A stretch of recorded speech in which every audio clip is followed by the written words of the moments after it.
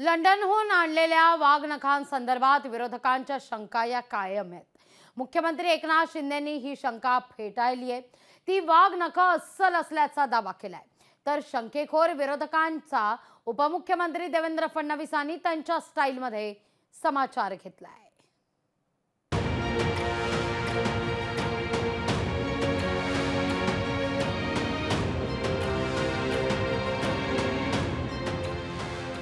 लंडनहून आणलेली शिवकालीन वाघनखं साताऱ्याच्या वस्तुसंग्रहालयात प्रदर्शनासाठी मांडण्यात आली।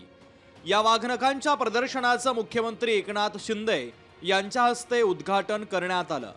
लंडनहून आणलेली वाघनखं शिवकालीन असली तरी त्यांचा वापर छत्रपती शिवाजी महाराजांनी अफजल खान वधासाठी केला नव्हता असा दावा सुप्रिया सुळे यांनी केलाय। इंद्रजीत दादा असं सारखे म्हणतात जे की त्यांचं म्हणणं आहे की त्यांना म्युझियम मधूनच पत्र आलेलं आहे।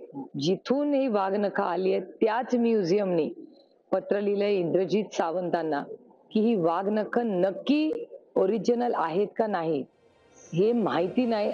जी वाघनखं महाराष्ट्रात आणण्यात आली आहे ती वाघनखं अस्सल असून त्याच वाघनखांनी शिवाजी महाराजांनी अफजल खानाचा कोथळा काढल्याचं मुख्यमंत्री एकनाथ शिंदे यांनी सांगितलंय।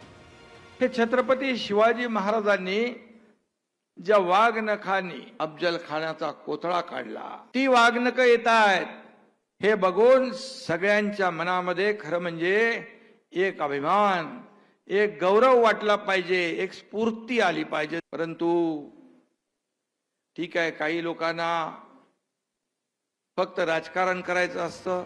उपमुख्यमंत्री देवेंद्र फडणवीस यांनीही काही लोकांना विधायक कामांमध्ये उगाचच संशय घेण्याची सवय असल्याचा टोला लगावलाय। काही लोकांना एवढाच धंदा आहे, उठसूट प्रत्येक गोष्टीत काही ना काही विवाद उभा करायचा।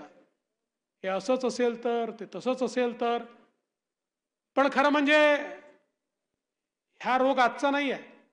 या रोगाचा सामना प्रत्यक्ष छत्रपतींना देखील करावा लागला होता। स्वराज्यातही काही असे लोक होते की जे शंका उत्पन्न करायचे। जी वाघनखं प्रदर्शनात मांडण्यात आली आहे त्या वाघनखांबाबतच्या विरोधकांच्या शंका आहे। त्या शंकांचं निरसन सरकारनं करावं अशी अपेक्षा विरोधकांनी व्यक्त केली आहे। आता सरकार या प्रकरणी विरोधकांच्या शंका कशा पद्धतीनं दूर करतं हे पाहणं महत्त्वाचं आहे।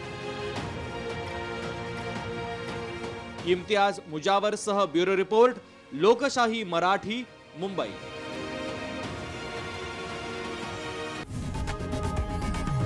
लोकशाही मराठी ऐका, पहा, जागरूक रहा।